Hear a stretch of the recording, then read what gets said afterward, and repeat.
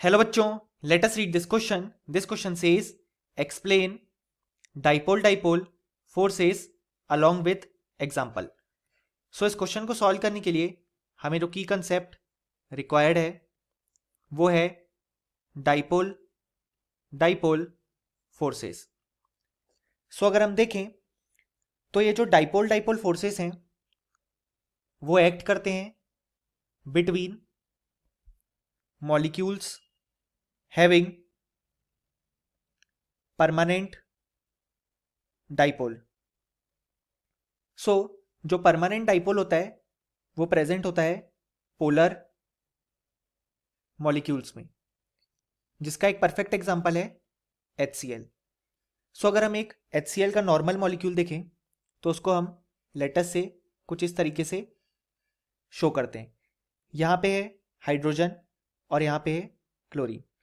सो हम जानते हैं कि जो क्लोरीन है वो ज़्यादा इलेक्ट्रोनेगेटिव होता है then hydrogen. So normal case में जो क्लोरीन है उस पे डेल्टा नेगेटिव चार्ज आएगा और हाइड्रोजन पे delta positive.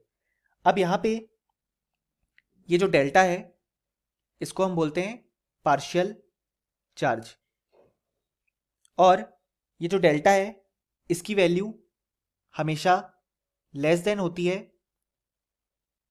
The charge on 1 electron, यानी कि 1.6 इंटू 10⁻⁻19 कूलम जो चार्ज की अमाउंट है उससे हमेशा कम चार्ज होता है ये डेल्टा, इसलिए हम इसको पार्शियल चार्ज बोलते हैं.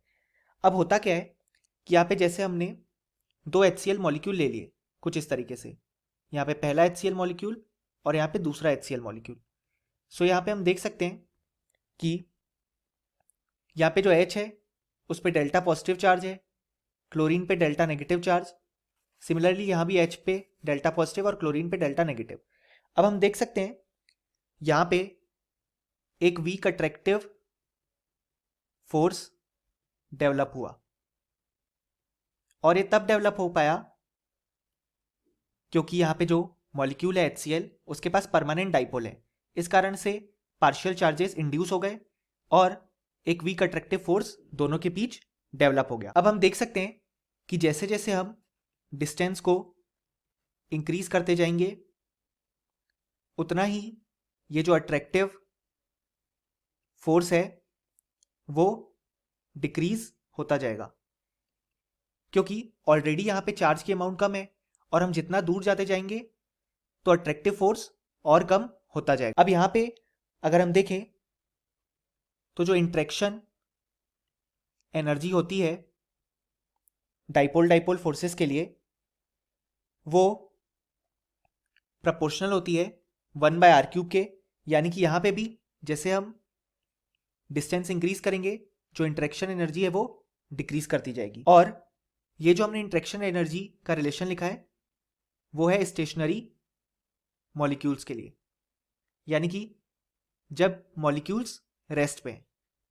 लेकिन अगर इसी केस में यानी कि डाइपोल डाइपोल फोर्सेस के केस में अगर हमने रोटेटिंग मॉलिक्यूल्स ले लिए, यानी कि जो मॉलिक्यूल्स हैं वो अबाउट एन एक्सिस रोटेट कर रहे हैं, तो इस समय जो इंट्रैक्शन एनर्जी आती है वो डायरेक्टली प्रोपोर्शनल होती है 1/r⁶ के.